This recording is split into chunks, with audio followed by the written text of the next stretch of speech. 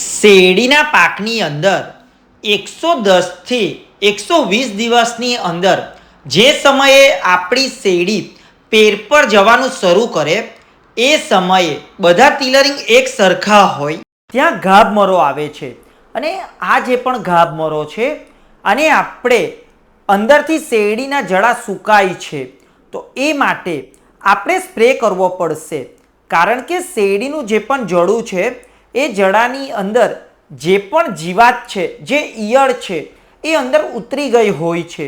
તો એ માટે આપણે 200 લીટર પાણીની અંદર 13-0-45 1 kg, calcium nitrate 1.5 kg, boron 250 ગ્રામ, આઇડોલ અથવા પીડીઆઈ 250 ml અને પ્રોફેનોપ્લસ સાયપર 250 ml લઈ અને આપણે સ્પ્રે કરવો જોઈએ.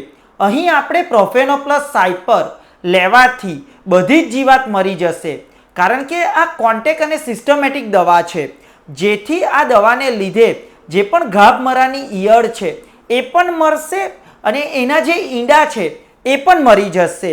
તો આ સ્પ્રે કરવાથી આપણી શેરડીની અંદર જે પણ જીવાત હોય છે એ દૂર થાય છે. તે ઉપરાંત આઇડોલ અને પીડીઆઈ લેવાથી શેરડીનું વેજીટેટિવ ગ્રોથ વધે છે અને શેરડીની જે પણ પતારી છે એ પહોળી થાય છે, જેથી શેરડી વધારે પોષક તત્વો લઈ શકશે અને એનો વિકાસ સારો થાય છે.